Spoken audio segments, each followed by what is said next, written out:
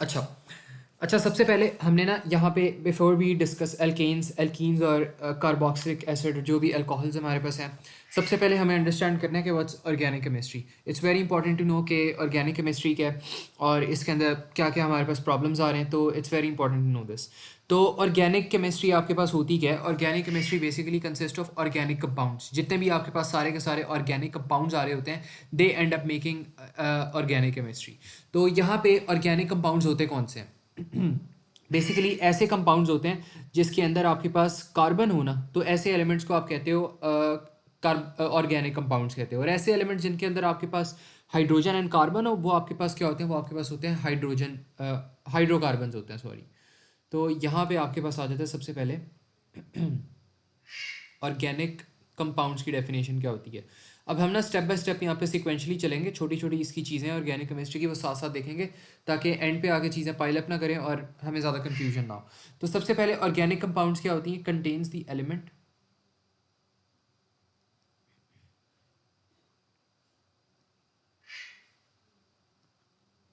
Contains the element carbon.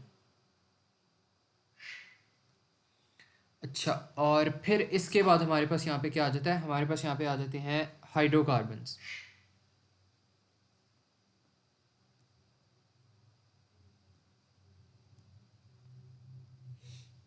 अच्छा, अब hydrocarbons क्या होते हैं? हाइड्रोकार्बन्स हमने बात की थी, it contains the elements hydrogen and carbon, और ये ऑर्गेनिक कंपाउंड्स ही होते हैं।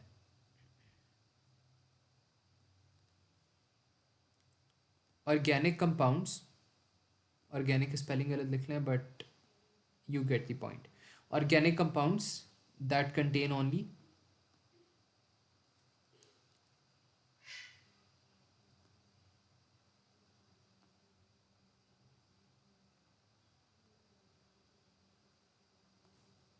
That only have hydrogen and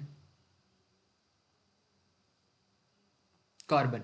तो ये हमारे पास होते हैं यहाँ पे हाइड्रोकार्बन्स होते हैं।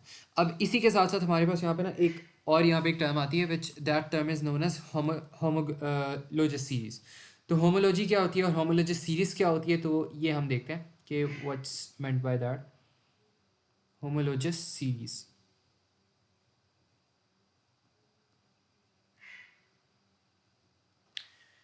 अच्छा, तो होमोलॉजिस सीरीज से क्या यहाँ पे मतलब है कि होमोलॉजिस एक ऐसी सीरीज होती है that's related to organic compounds. Basically organic compounds की एक सीरीज होती है और इसके अंदर डिफरेंट तरीके के आपके पास ना ऑर्गेनिक कंपाउंड्स एग्जिस्ट कर रहे होते हैं। ये एक basically family of organic compounds होती है विद सिमिलर केमिकल प्रॉपर्टीज। अब जारी सी बात है, अगर आपके पास नंबर ऑफ एलिमेंट्स आ रहे हैं और वो एक ही सीरीज में लोकेटेड है वो सारे, तो उनकी जो प्रॉपर्टीज़ हैं केमिकल, वो भी जारी सी बात है सेम होंगी, क्योंकि आपने उनको सेम लाइन में खड़ा किया हुआ है। ये बेसिकली फैमिलीज़ हैं। अगर आपके पास होमोलॉजिस सीरीज आ गई है, उसके अंदर एक तरह के एलिमेंट्स होंगे, और आपके पास नॉन होमोलॉजिस सीरीज आ गई है, उसके अंदर भी सिमिलर एलिमेंट्स होंगे, तो ये फैमिलीज बन जाती हैं यहाँ पे। तो ये आप कह सकते हो। और फैमिली किसकी? Organic compounds. इसके अंदर सारे ऑर्गेनिक कंपाउंड्स ही होते हैं, लेकिन ऐसे ऑर्गेनिक कंपाउंड्स होते हैं जिनकी केमिकल प्रॉपर्टीज सेम होती हैं। तो यहाँ पे आप कह सकते हो अ फैमिली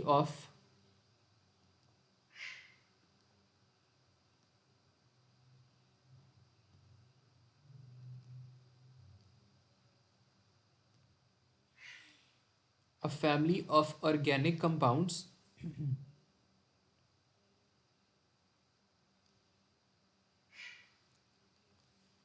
विथ सिमिलर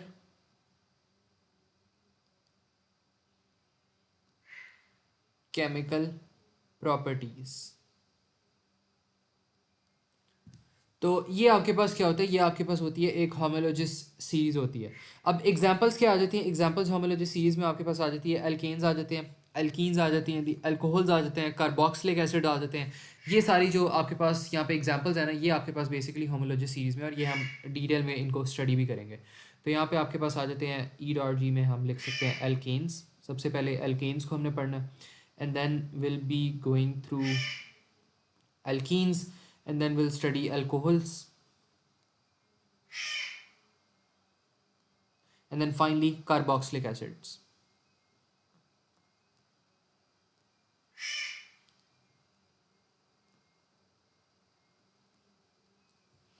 ठीक है, तो ये हमारे पास यहाँ पे इसकी कुछ यहाँ पे प्रॉपर्टीज़ होती हैं। बाकी एक फंक्शनल ग्रुप भी एक और टर्म है। फंक्शनल ग्रुप क्या होता है? फंक्शनल ग्रुप होता है एटम और एक ग्रुप ऑफ एटम होता है that give a molecule its characteristic properties. तो एक फंक्शनल ग्रुप एक अच्छा सा यहाँ पे टर्म है, एग्जामिनर पूछ सकता है, तो it's always better to be prepared. वैसे आई डोंट थिंक ये वाला सवाल आप लोग को आएगा आपकी अटैम्प्ट में, क्योंकि इतना नहीं पूछता एग्जामिनर, बट स्टिल इसको पता होना चाहिए। अच्छा, फंक्शनल ग्रुप क्या होता है? बेसिकली कैसा, basically it's functional group is an atom और a group of atom that gives a molecule its characteristic properties. Basically आपके पास, लेट सपोज आपके पास एक मॉलिक्यूल है। अब मॉलिक्यूल के अंदर एक स्पेसिफिक एटम आ रहा है, एटम एक्स आ रहा है। अब जो मॉलिक्यूल की प्रॉपर्टीज़ है ना, जो मॉलिक्यूल की हरकतें हैं, वो डिपेंड किस पे कर रही हैं? वो एटम एक्स पे डिपेंड कर रही हैं, एटम एक्स के बिहेवियर्स पे डिपेंड कर रही हैं। जिस तरह आपके पास एटम एक्स बिहेव कर रहा है, उसी तरह आपके पास मॉलिक्यूल जो होगा वो बिहेव करेगा। तो ये आपके पास बड़ा सा मॉलिक्यूल है, इसके अंदर एक छोटा सा एटम एक्स आ रहा है। तो एटम एक्स अगर आपके पास यहाँ पे जंप कर रहा है, तो जो मॉलिक्यूल है वो भी जंप कर रहा है। वैसे जंप करेगा नहीं, लेकिन वैसे मैं आपको हाइपोथेटिकल सिचुएशन में एक एग्जांपल दे रहा हूँ, छोटी सी फन सी। तो ये बस है। तो बेसिकली क्या होता है फंक्शनल ग्रुप से? फंक्शनल ग्रुप एक टर्म है which says it's an atom, या आप इस तरह कह दो फंक्शनल ग्रुप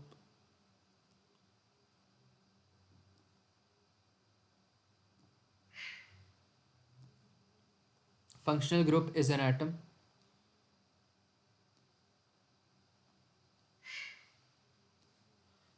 एटम और a group of atom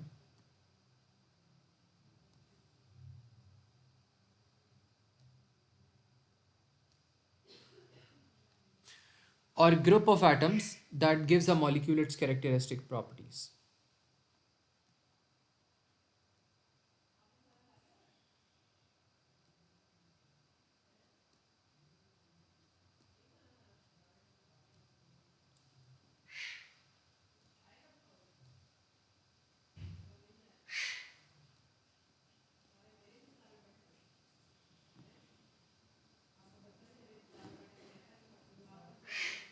तो ये आपके पास यहाँ पे होती है फंक्शनल ग्रुप की, यहाँ पे डेफिनेशन होती है। इसके बाद आपके पास यहाँ पे हम देख लेते हैं कि एल्केन्स और जो एल्कीन्स होती हैं उनकी बेसिक बेसिक यहाँ पे प्रॉपर्टीज़ क्या होती हैं। वैसे हम चलो आई थिंक बाद में ही हम स्टडी करते हैं इसको। अभी सीधा हम ऐसा करते हैं, will jump straight to alkanes. Alkanes को हम देख लेते हैं कि what are alkanes made up of. एक मिनट।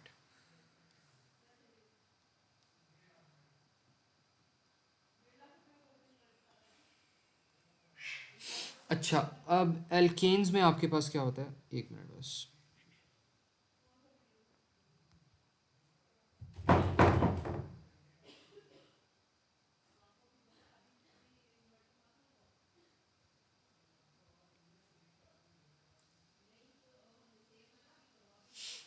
अच्छा, एक डायग्राम मैं यहाँ पे ड्रॉ कर देता हूँ ताकि उससे आप लोगों ने थोड़ा सा इसका आइडिया हो जाएगा कि हाउ आर दीज मेड। तो यहाँ भी आपके पास आ जाता है, let's say functional group.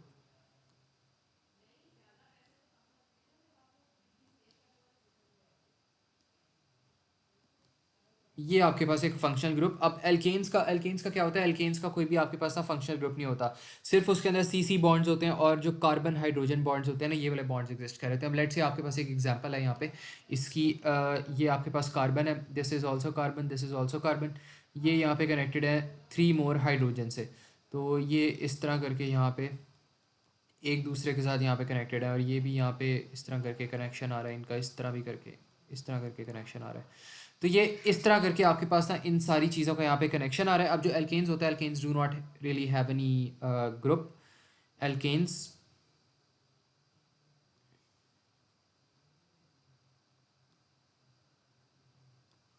Do not have any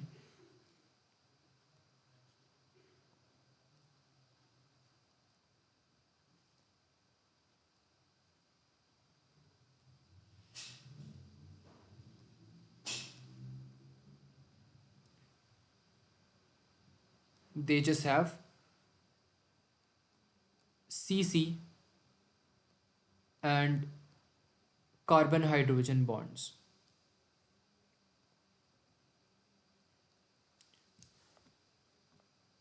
एक मिनट।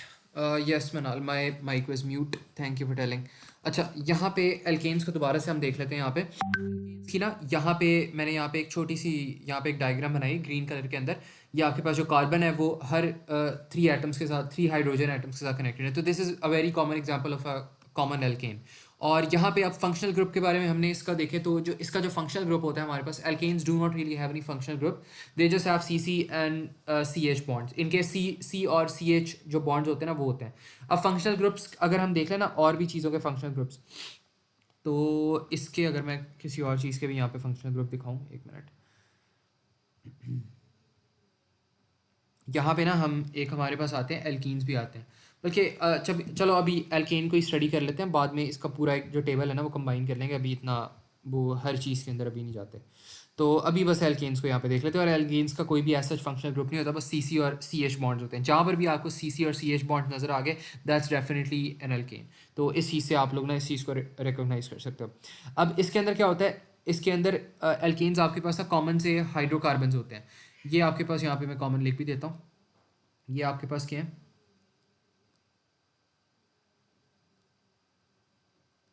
हाइड्रोकार्बन्स है। तो ये आपके पास यहाँ पे आ जाते हैं। अब इसके अंदर आपके पास जो कुछ कॉमन कॉमन जो एल्केन्स होते हैं वो मीथेन हो जाता है, आपके पास इथेन हो जाता है, प्रोपेन हो जाता है, बुटेन हो जाता है, एंड सो ऑन। तो ये आपके पास कॉमन कॉमन एग्जांपल्स हैं इन सब की। तो इसमें कॉमन एग्जांपल्स हम ले लेते हैं। आपके पास आ जाता है यहाँ पे मेथ, और फिर आपके पास यहाँ पर आ जाएगा एन, देन आपके पास यहाँ पर आ जाएगा ethane,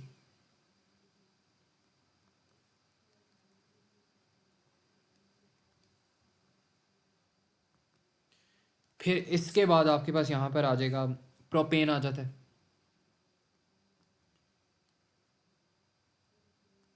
and then you've got butane,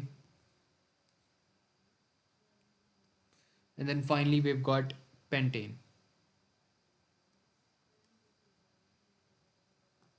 अच्छा, अब इनके जो आपके पास मॉलिक्यूल्स होते हैं वो देख लेते हैं हम कितने होते हैं। इसका जो होता है वो होता है, ये CH4 है आपके पास। ये आपके पास होता है C2NH6, एंड देन ये आपके पास होता है यहाँ पे C3H8, and then this is C4H10, and this is C5H12।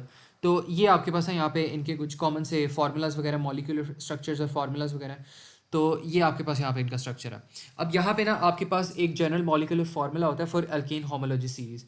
अब इसके अंदर आपने करना क्या होता है कि आपके पास बेसिकली पता है क्या होता है, एक आपके पास यहाँ पे फार्मूला आ जाता है। फार्मूला मैं लिखवा देता हूँ। फार्मूला इज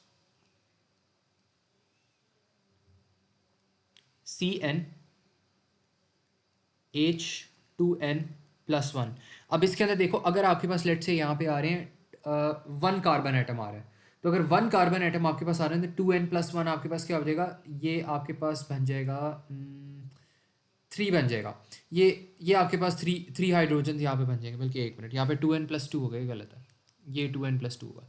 तो इसी को यहाँ पे CH4 के लिए हम ट्राई कर लेते हैं। यहाँ पे कार्बन कितना है, 1 है, तो 1 यहाँ पे प्लेस करो n की जगह, तो आपके पास CH4 आ जाएगा। यहाँ पे कार्बन 2 है, 2 प्लेस करो n की जगह, और यहाँ पे ये आपके C2 आ जाएगा। और यहाँ पर आपके पास आ जाएगा 2 × 2 = 4, 4 + 2 = 6, तो ये 6 आ जाएगा आपके पास। इसी तरह यहाँ पे अगर 5 को ले लो तो यहाँ पे C5 आ जाएगा, एंड देन 5 × 2 = 10, 10 + 2 = 12, तो यहाँ पे H12 आ जाएगा।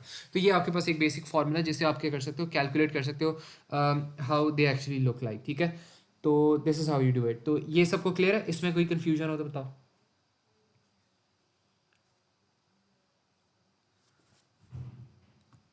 ठीक है।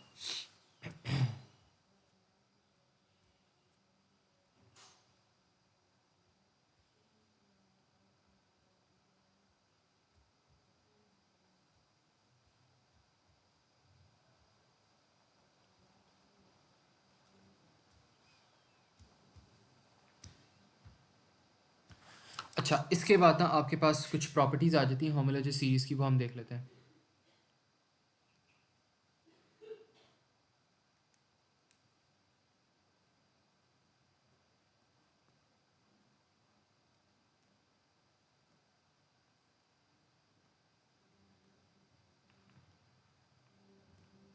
अच्छा, शायद आज ना हम लोग शायद पास्ट पेपर्स ना करें अगर कवर ना हुआ, because I really want to take this slow. Organic chemistry में थोड़ी सी स्लो लेकर चलूँगा क्योंकि बहुत एक पिविटल चैप्टर है, तो हो सकता है हम पास्ट पेपर्स ना कर पाएँ। लेकिन इसकी जो जैसे ही ये ख़त्म होगा ना ऑर्गेनिक, तो इसके मैं ढेर सारे पास्ट पेपर्स आप लोग करवा दूंगा। एल्के जिस तरह एल्केन्स ख़त्म होगा उसके बाद एल्केन्स के हो जाएंगे, एल्कीन्स के बाद एल्कीन्स के, एंड सो ऑन। अच्छा, अब इसकी जो होमोलॉजी सीरीज़ है हमारे पास, इसकी यहाँ पे प्रॉपर्टीज़ क्या होती हैं कि सबसे पहली जो इसकी प्रॉपर्टी होती है कि they have the same functional group. जारी सी बात है, एक सीरीज़ के अंदर सारे बिलोंग कर रहे हैं तो फंक्शनल सीरीज़ भी सेम होगी, have the same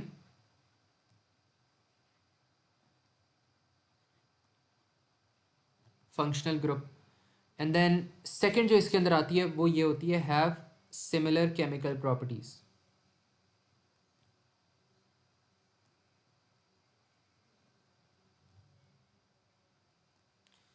have similar chemical properties. और फिर इसके बाद क्या होता है कि they show a gradual change in their physical properties.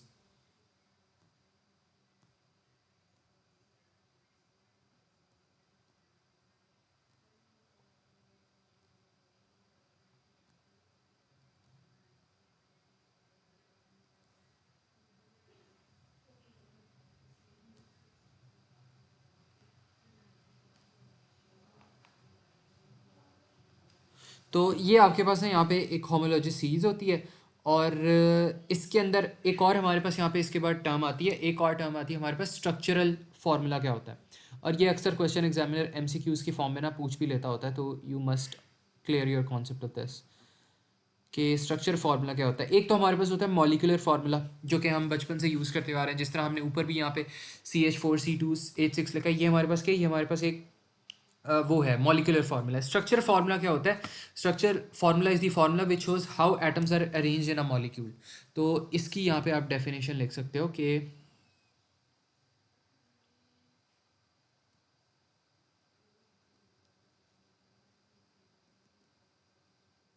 It's the formula which shows how atoms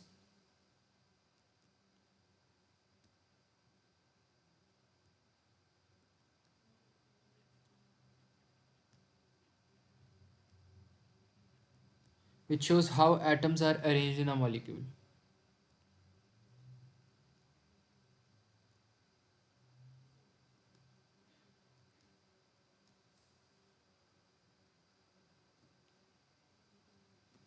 तो ये आपके पास एक होता है स्ट्रक्चरल फार्मूला होता है। अब इसकी कुछ अंडरस्टैंडिंग हम डेवलप कर लेते हैं कि इसके अंदर कैसे कैसे काम हो रहे होते हैं। ये आपके पास सबसे पहले हम ले लेते हैं यहाँ पे मीथेन की एग्जांपल। यहाँ पे हमारे पास आ जाएगा name, and then we've got molecular formula,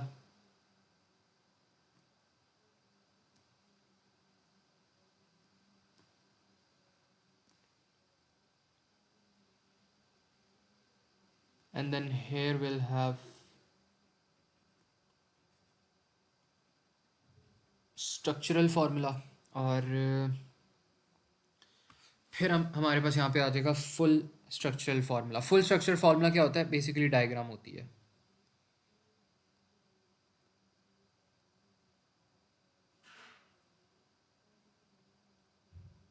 अच्छा, इसके अंदर अब जो मीथेन होता है, मीथेन का आपके पास यहाँ पे जो अ, थोड़ा सा इसको नीचे कर लेता हूँ। अच्छा, मीथेन का जो आपके पास यहाँ पे फार्मूला होता है ना, वो आपके पास होता है CH4 होता है। अब इसका जो स्ट्रक्चरल फार्मूला वो भी खैर यही होता है, CH4 होता है, बिकॉज इसके अंदर इतना कुछ आप लोग ऐड नहीं कर सकते। ये आपके पास लेट से C है, then here is H and then H and then H। तो ये आपके पास यहाँ पे मीथेन इस तरह करके बन जाता है। अब इसके बाद आपके पास क्या होता है, आपके पास आ जाता है इथेन। इथेन को भी डिस्कस कर लेते हैं। इथेन के अंदर क्या होता है, इथेन के पास आपके पास आ जाता है C2H6 आ जाता है। अब इसका जो मॉलिकुलर फार्मूला होता है, मॉलिकुलर फार्मूला तो ये होता है, लेकिन जो इसका स्ट्रक्चरल फार्मूला होता है वो दो पार्ट्स के अंदर डिवाइड होता है। अब इसका अगर मैं यहाँ पे फुल स्ट्रक्चरल फार्मूला यहाँ पे बना लूँ ना, तो ये आपके पास कुछ इस तरह का बन रहा होगा। यहाँ पे आपके पास C एंड देन C आएगा, फिर हाइड्रोजन यहाँ पे आ जाएगा, एक यहाँ पे हाइड्रोजन आ जाएगा, एक नीचे हाइड्रोजन आ जाएगा, यहाँ पे हाइड्रोजन आ जाएगा, ऊपर हाइड्रोजन आ जाएगा, एंड देन यहाँ पे हाइड्रोजन आ जाएगा। तो यहाँ पे हो क्या रहा है कि अगर यहाँ पे आप इस पार्ट के अंदर ब्रेक लगा दो ना, तो ये आपके पास दो सेम चीज़ें बन रही हैं आपके पास। बेसिकली यहाँ पे अगर आप CH3 को ले लो ना और CH3 को 2 से मल्टीप्लाई करवा दो, तो आपके पास C2H6 आ जाएगा। तो यहाँ पे आपके पास जो इसका स्ट्रक्चरल फॉर्मूला है ना, वो आपके पास बन जाएगा CH3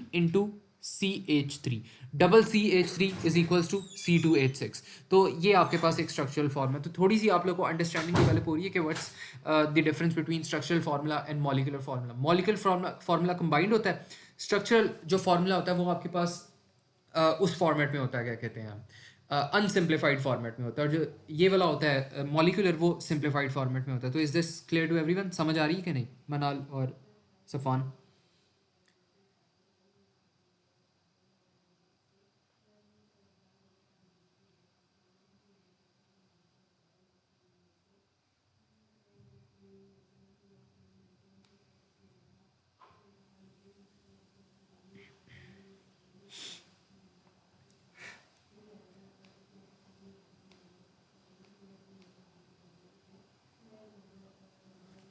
अच्छा, इसके बाद हमारे पास एक और चीज़ को हम देख लेते हैं, लास्ट एग्जांपल को देख लेते हैं, ताकि और थोड़ा सा बेहतर डेवलप हो जाए कॉन्सेप्ट। प्रोपेन को देख लेते हैं हम कि how is propane actually arranged. तो ये हमारे पास यहाँ पे प्रोपेन है, एंड देन इसके अंदर हमारे पास क्या हो रहा है, C3NH8। तो इसमें क्या कॉम्बिनेशन बन सकता है? इसमें अगर हम देखें तो अगर C को हम डिवाइड कर लें, C किस तरह डिवाइड हो सकता है? हमारे पास C2 2 into 4 into 6 नहीं, इस तरह नहीं होगा। 3 3 हाइड्रोजन्स के अगर मैं 3 3 के कंपाउंड बॉन्ड्स ले लूँ, तो हाइड्रोजन 3 into 3 6 into 9 नहीं, ज़्यादा हो जाएगा। या इसको भी अगर हमने सिंप्लीफाई करना है ना, तो इसको भी हम पहले CH3 में कर लेते हैं। पहले सबसे पहले हमारे पास यहाँ पे आ जाएगा CH3, इसके बाद हमारे पास आ जाएगा दोबारा CH3, and then will have CH2। तो इस तरह करके चलो इसको पूरा कर लेते हैं। अगर वैसे नहीं पूरा हो रहा तो इस तरह कर लेते हैं। बस बेसिकली आप लोगों ने करना क्या है, जो कार्बन्स आपके पास आ रहे हैं ना, you got to split those carbons. तो इसको अगर हम देख लेते हैं, इसका क्या यहाँ पे सिनेरियो बनता है। तो सबसे पहले हमारे पास यहाँ पे आ जाता है CH, एंड देन यहाँ पे हमारे पास आता है CH, और यहाँ पे दोबारा हमारे पास आ रहा है CH।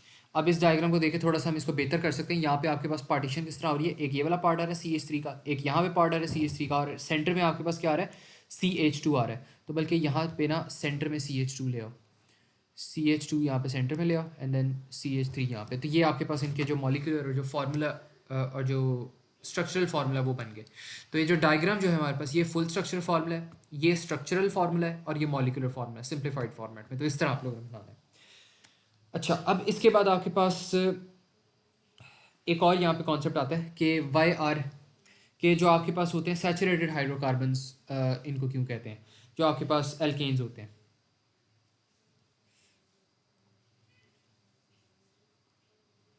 यहाँ पे एक पॉइंट ही लिखवा देता हूँ बस छोटा सा।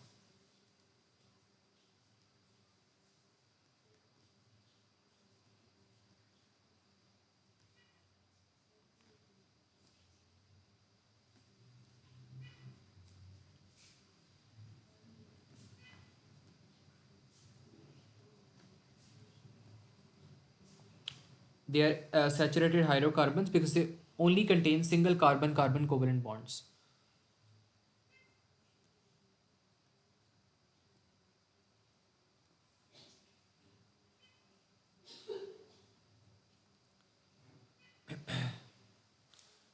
Because they only contain single carbon-carbon covalent bonds.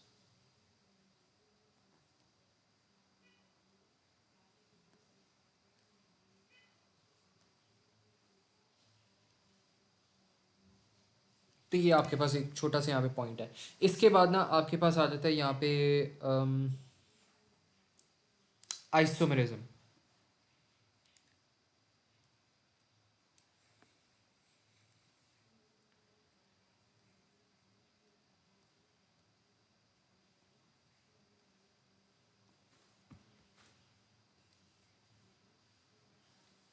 अच्छा, अब आइसोमेरिज्म क्या होता है? आइसोमेरिज्म का कॉन्सेप्ट आइसोटोप से रिलेटेड है, नाम भी सेम सेम आ रहा है। बेसिकली होता है कि compounds that have the same molecular structure but different structural formula are called isomers. ऐसे कंपाउंड जिनका मॉलिक्यूलर तो सेम हो, मॉलिक्यूलर फार्मूला सेम हो, मतलब सेम नंबर ऑफ कार्बन हो, सेम नंबर ऑफ हाइड्रोजन हो, बट उनको अरेंज करने का जो तरीका है वो डिफरेंट हो, तो they are known as isomers of each other. तो यहाँ पे आप कह सकते हो compounds that have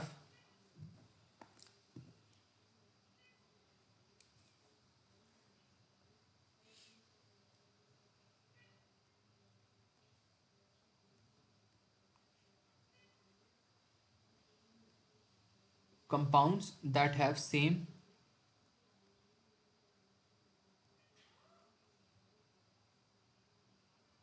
molecular structure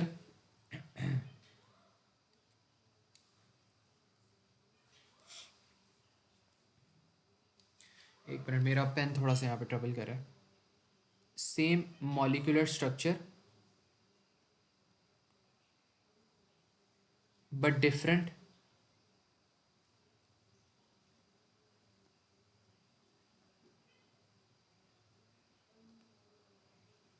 structural formula, they are known as isomers of each other.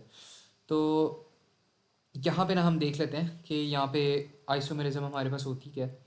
एक minute, let me just see.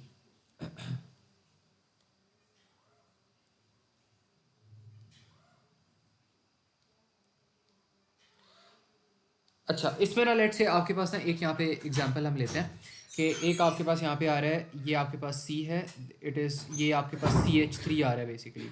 यहाँ पे CH3 आ गया आपके पास, and then here you got CH2 आ गया आपके पास यहाँ पे, एंड देन यहाँ पे आपके पास आ गया C, ऊपर आपके पास आ रहा है हाइड्रोजन, यहाँ पे डबल कोवेलेंट बॉन्ड कार्बन के साथ हो रहा है, फिर हाइड्रोजन आ रहे हैं, एंड देन यहाँ पर भी हाइड्रोजन आ रहे हैं। एक ये हो गया, और एक आपके पास इस तरह का यहाँ पे आपके पास ये CH3 आ गया, तो यहाँ पर भी आपके पास CH3 आ गया, एंड देन ऊपर आपके पास CH2 है, फिर आपके पास ये डबल कोवलेंट बॉन्ड बना रहा है हाइड्रोजन के साथ, तो ये हाइड्रोजन के साथ यहाँ पे डबल कोवलेंट बॉन्ड बनाता है, एंड देन यहाँ पे CH3 आ जाता है यहाँ पे। तो यहाँ पे अगर आप नंबर ऑफ कार्बन्स काउंट करो ना, तो यहाँ पे जो कार्बन के नंबर आ रहे हैं 1 2 3 4 आ रहा है, और जो हाइड्रोजन का नंबर आ रहा है, हाइड्रोजन का नंबर कितना आ रहा है 1 2 3 4 5 6 7 8, तो 8 आ रहे थे। बेसिकली क्या बन रहा है, C4H8 बन रहा है, ये C4H8 बन रहा है, और ये इसका क्या है, ये इसका मॉलिक्यूलर स्ट्रक्चर है, और इसका जो मॉलिक्यूलर स्ट्रक्चर है वो हम देख लेते हैं, वो कितना है, कितने आ रहे हैं C4, और 1 2 3 4 5 6 7 8, बल्कि एक मिनट, 1 2 3 4 5 6 7 8 9, इसमें हाइड्रोजन 9 आ रहे हैं हमारे पास, ये कैसे हो रहा है, एक मिनट, 1 2 3 4 5 6 7 8, ये आइसोमरिज्म वाली मैंने एग्जांपल चूज़ की थी। एक मिनट दो मुझे, मैं देखता हूँ इसको।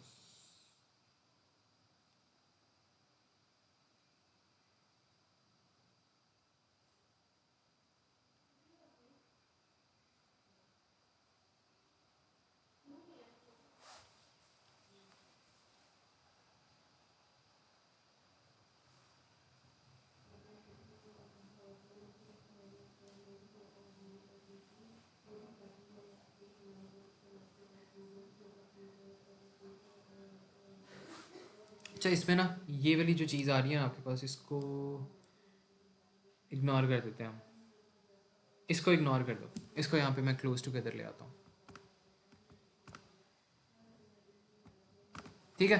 अब आपके पास यहाँ पे ये भी CH वो बन जाएगा, C4H8 बन जाएगा, तो ये इसका क्या हो गया, इसका ये मॉलिक्यूलर यहाँ पे स्ट्रक्चर हो गया। अब इनका हम देख लेते हैं स्ट्रक्चरल फार्मूला देख लेते हैं यहाँ पे, यहाँ इनकी जो भी आपके पास ये बन रही है स्ट्रक्चरल फार्मूला, वो हम देख लेते हैं। तो यहाँ पे आपके पास क्या हो रहा है, सबसे पहले आपके पास यहाँ पे CH3 आ रहा है, तो आपने क्या कर दिया, CH3 लिख दिया, फिर आपके पास क्या हो रहा है, CH2 आ रहा है यहाँ पे, तो CH2 लिख दिया, एंड देन फिर आपके पास आ रहा है CH आ रहा है, तो यहाँ पे आप लिख दो CH आ रहा है, एंड देन आपके पास यहाँ पर आ जाएगा फाइनली CH2 दोबारा आ जाएगा, तो इस तरह का कुछ इसका बन रहा है। फिर इसका अगर देख लो, इसका किस तरह बन रहा है, CH3, and then you've got CH2, and then you've got CH3, तो इसका कुछ इस तरह का स्ट्रक्चरल फार्मूला बन रहा है। तो is that clear to everyone, ये समझ आ गई सबको कि ये किस तरह यहाँ पे काम कर रहा है।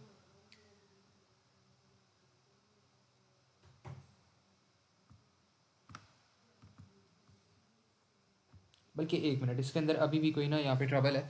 मुझे ये क्वेश्चन दोबारा से रिविजिट करने लो। आई थिंक इस क्वेश्चन के अंदर ना थोड़ी सी ट्रबल है, बिकॉज यहाँ पे ऑल्दो यहाँ पे ना कार्बन स्टिल हमारे पास एक कम बन रहा है, तो ये आइसोमर्स नहीं हो सकते, ये नॉन आइसोमर्स नहीं है, लेकिन मार्किंग स्कीम के अंदर यहाँ पे लिखा हुआ they are in fact isomers.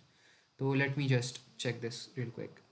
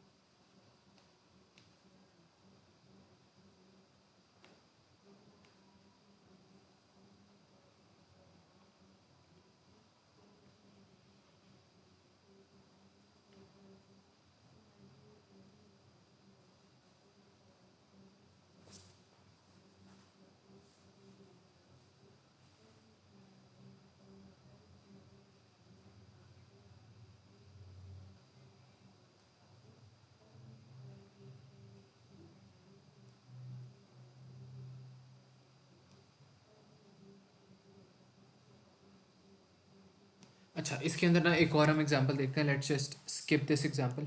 ये वाली एग्जांपल ही नहीं सही थी, इसमें ये एग्जांपल नहीं सही थी। ये आप लोग ना बुक के अंदर एग्जांपल थी ये वाली, and this is not correct. तो मुझे नहीं पता, शायद मिस प्रिंटिंग का कोई इशू था या वट एवर। अच्छा, तो यहाँ पर हम एक यहाँ पे कंपाउंड देख लेते हैं। ये आ रहा है, एक minute, let me use black. यहाँ पे सी आ रहा है which is connected to C, this is also connected to C, and this in turn is also connected to C. तो फोर यहाँ पे आपके पास फोर आ रहे हैं, फाइव आ रहे हैं, फाइव सीज कर लेते हैं। ये फाइव सीज आ रहे हैं आपके पास, and they are all connected to hydrogen. ये भी हाइड्रोजन से कनेक्टेड, ये CH3 है। ये जो लास्ट वाला बॉन्ड बन रहा है ये भी हमारे पास CH3 है। बाकी इनके दरमियान आपके पास CH2 आ रहे हैं। तो ये हमारे पास यहाँ पे इनका ये स्ट्रक्चर बन रहा है। और फिर इसी के साथ साथ यहाँ पर भी आपके पास, यहाँ पे मैं कह देता हूँ फोर आपके पास लेट से बॉन्ड्स आ रहे हैं। यहाँ पे भी आपके पास हाइड्रोजन आ रहा है, ये भी CH3 बन रहा है, और इसके ऊपर हाइड्रोजन है, एंड देन इसके नीचे आपके पास ना एक और कार्बन आ रहा है। तो ये आपके पास बन जाएगा इस तरह करके कुछ। तो ये बन जाएगा। अब इनके जो मॉलिक्यूलर स्ट्रक्चर्स हैं ना दोनों के, वो सेम है। तो यहाँ पे हम देख लेते हैं मॉलिक्यूलर फार्मूला। तो मॉलिक्यूलर फार्मूला इन दोनों का जो हमारे पास आ रहा है ना, वो हमारे पास आ जाएगा सी कितने हैं, 1 2 3 4 5। तो C5 है आपके पास, C5 आ गए, एंड देन यहाँ पे ऊपर आपके पास 5 हाइड्रोजन है, नीचे भी 5 है, 10 हो गए। 10 + 2 आपके पास 12 हो गए। तो ये आपके पास इसका फार्मूला बन रहा है। तो यही सेम फार्मूला आपके पास सेकंड में भी बनेगा। सेकंड बेशक कैलकुलेट कर लो, आपके पास यहाँ पे सेम ही इनका फार्मूला आना चाहिए। तो एक मिनट,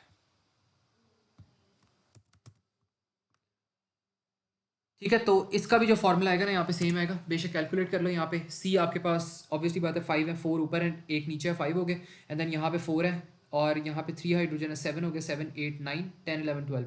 तो 12 हाइड्रोजन हो गए। तो ये आपके पास है यहाँ पे इनका मॉलिकुलर फार्मूला यहाँ पे बन जाएगा। अब स्ट्रक्चरल फार्मूला आप लोगों ने इनका कैलकुलेट करना है, तो वो भी हम देख लेते हैं कि स्ट्रक्चरल फार्मूला इनका कैसे होगा। तो स्ट्रक्चरल को भी देख लेते हैं, वो डिफरेंट होगा डेफिनेटली, नज़र आ रहा है, देख कर ही हमें पता लग रहा है। तो यहाँ पे सबसे पहले आपके पास आ रहे हैं CH3 आ रहे हैं, फिर आपके पास एक CH2 आ रहा है, फिर आपके पास दोबारा एक CH2 आ रहा है, एंड देन दोबारा एक CH2 आ रहा है, एंड देन आपके पास क्या आ रहा है यहाँ पे CH3 आ रहा है। तो ये आपके पास हो गया इसका स्ट्रक्चरल फार्मूला।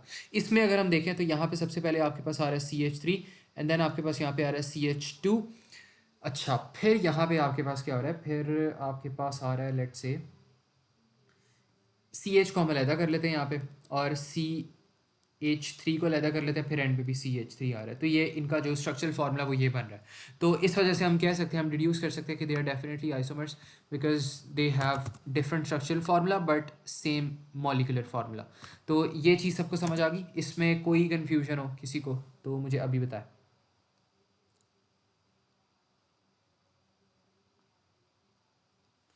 मनाल सफ़ान, इज़ दिस क्लियर? ठीक है। तो ये आप लोगों के पास ना बस कॉन्सेप्ट होता है आइसोमॉर्फिज्म का, और ये बहुत ज़्यादा इसके ऊपर ना क्वेश्चंस आते हैं। तो you must be prepared well to tackle these questions. अच्छा, इसके बाद हमारे पास कुछ प्रॉपर्टीज़ आ जाती हैं एल्केन्स की, वो भी हम देख लेते हैं। एल्केन्स की प्रॉपर्टीज़ हम कर लेते हैं। नेक्स्ट जो हमारा लेक्चर होगा ना उसके अंदर हम कोशिश करेंगे कि इसके जो भी पास्ट पेपर्स हैं ना थोड़े बहुत वो हम देख लें और फिर बाकी के चैप्टर्स कवर करें।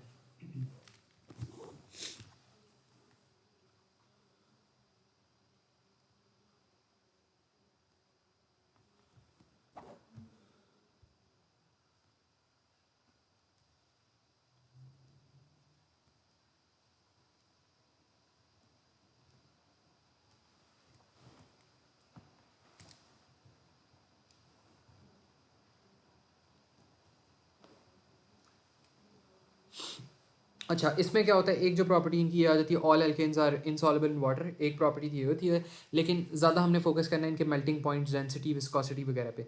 तो मेल्टिंग पॉइंट्स हमारे इनके किस तरह इफेक्ट होते हैं कि जैसे जैसे इनका एटम का साइज़ बढ़ता है ना उसी तरह इनका जो मेल्टिंग एंड बॉइलिंग पॉइंट्स होता है ना वो इंक्रीज़ होता है।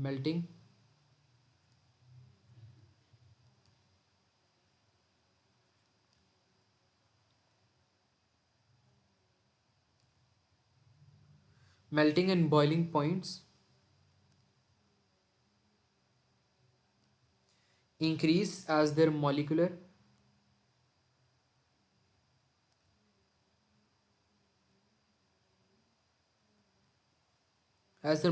size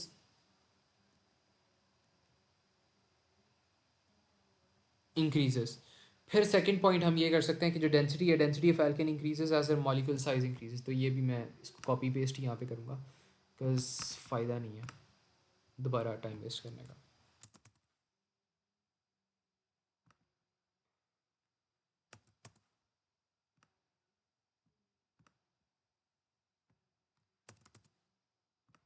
okay,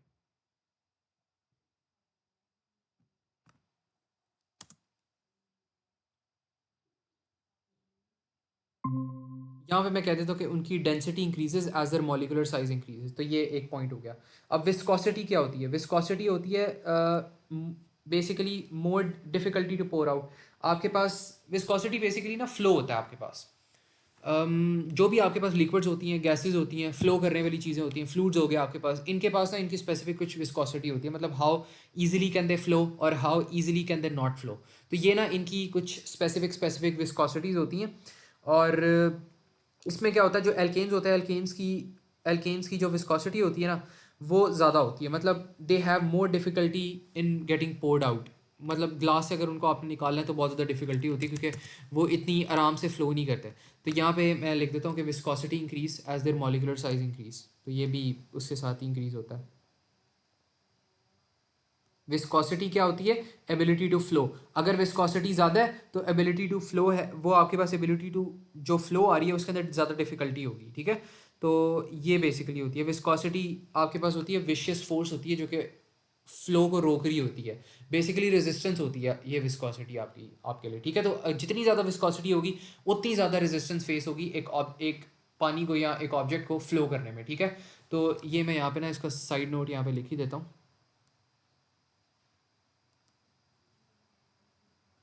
resistance to the flow of fluids। तो ये हमारे पास होती है विस्कोसिटी। ठीक है, इसके बाद आपके पास आती है फ्लेमेबिलिटी आती है। फ्लेमेबिलिटी क्या होती है?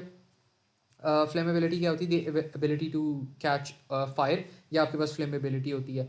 तो होता क्या है कि as the molecular size of an alkane increases, इसके इसके पास क्या होता है, द परसेंटेज ऑफ कार्बन जो होती है ना वो उसके अंदर ज़्यादा इंक्रीज हो जाती है। तो आपके पास जो एल्केन्स होते हैं वो लेस फ्लेमेबल हो जाते हैं, more difficult to burn, because carbon को बर्न करना ना बड़ा डिफिकल्ट होता है। आपके पास जो कोल होता है, कोल के अंदर कोल को आप डिफिकल्ट कोल, एक मिनट मैं शायद कुछ गलत बात ना यहाँ पे कर दूँ, मुझे कंफर्म करें। तो कोल के अंदर आई थिंक आप लोगों के पास कार्बन होता है जिसकी वजह से थोड़ी सी यहाँ पे डिफिकल्टी होती है। लेट मी जस्ट सी,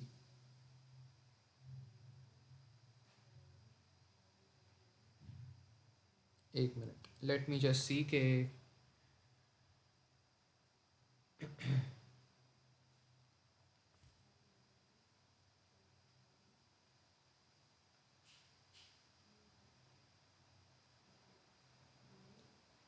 ठीक है। हाँ, कोल के अंदर बेसिकली क्या होता है, कोल को अगर आप जब हीट कर रहे होते हो ना तो बहुत ज़्यादा उसको डिफ़िकल्टी होती है हीट करने में, ऑल्दो बाद में जब आप करते रहो तो हीट कैच कर लेता है, लेकिन क्योंकि उसके अंदर आपके पास क्या होती है, ज़्यादा कार्बन होता है, तो उसको बर्न करना थोड़ा सा मुश्किल होता है, स्टार्ट करना फायर मुश्किल होता है। अगर आपने कभी बारबेक्यू किया हो घर में तो यू मस्ट नो कि कोल को स्टार्ट करने में ही आपको 20 से 30 मिनट्स आराम से लग जाते हैं, 20 मिनट्स चलो लग जाते हैं। तो कोल के अंदर कार्बन बहुत होता है, इस वजह से उसको बर्न करना डिफिकल्ट होता है। अब जो अच्छे वाला कोल होता है उसके अंदर कार्बन कम होता है, जो गंदे वाला कोल होता है ना उसके अंदर कार्बन ज़्यादा होता है और वो सस्ता होता है, लेकिन मसला क्या होता है, उसको आपको फिक्स करने में ना बहुत ज़्यादा डिफिकल्टी फेस होती है। तो यहाँ पे आपके पास क्या होता है कि मोर डिफिकल्ट टू बर्न, तो यहाँ पे आप कह सकते हो एज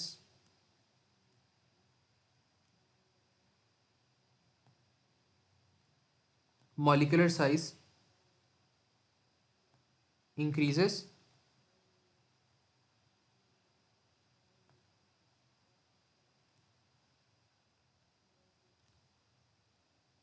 फ्लेमेबिलिटी डिक्रीजेस,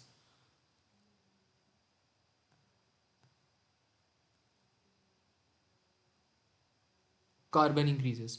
तो ये आपके पास है, इसका एक पॉइंट है। बाकी कंबशन का भी पॉइंट आ जाता है। कंबशन का पॉइंट क्या होता है कि कंबशन क्या होता है कि जैसे ही आपके पास बर्न बहुत ज़्यादा आसानी से कर देते हैं, अगर उनको एयर में आप रखो ना और स्पार्क उनके अंदर प्रोड्यूस कर दे तो वो they will burn almost immediately. तो यहाँ पे आप कह सकते हो कि कंबशन की बहुत आसानी से हो जाती है, लेकिन अगर आपके पास सप्लाई ऑफ एयर ना हो, ऑक्सीजन ना हो, तो फिर इन कंबशन जो होती है वो इनकम्प्लीट होती है। तो एक कंप्लीट कंबशन होती है, एक इनकम्प्लीट कंबशन होती है, उसको हम नेक्स्ट क्लास में देखेंगे।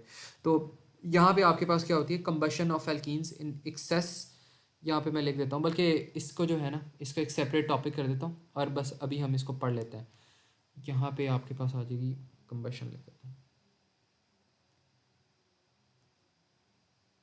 अच्छा, कंबशन क्या होती है कि जब भी आपके पास एयर के अंदर आपके पास कोई भी चीज़ बर्न करती है तो उसको आप कंबशन कहते हैं। और प्रोड्यूस क्या होता है, आपके पास वाटर वेपर्स प्रोड्यूस होते हैं and then carbon dioxide produce होते हैं। तो ये दोनों चीज़ें आपके पास प्रोड्यूस होती हैं through the process of combustion. तो इज़ दैट क्लियर? बाकी नेक्स्ट क्लास में हम कंप्लीट इनकम्प्लीट कंबशन करेंगे और इसके साथ पास्ट पेपर्स भी कवर कर लेंगे। तो एटलीस्ट 2 लेक्चर्स आप लोग के लगेंगे इस एल्केन्स के ऊपर। अगर मनाल मुझे लग रहा हो ना कि सिलेबस नहीं कवर हो रहा तो मैं आप लोग की क्लासेस ऐसा करूँगा, ज़्यादा कंडक्ट कर लूँगा, और जो पहले आने वाली क्लासेस है वो मैं अभी इन्हीं दिनों में स्केड्यूल कर लूँगा, ताकि वो वाली क्लासेस मैं पहले ले लूँ और आपके मॉक प्रिपेयर हो जाए। ठीक है, तो वो मैं देख लूँगा, मैं खुद ही प्लान करूँगा, अभी मैंने देखना। ठीक है, बाकी और कोई मुझे बता दो, और अगर कोई इशू हो आज के लेक्चर में कोई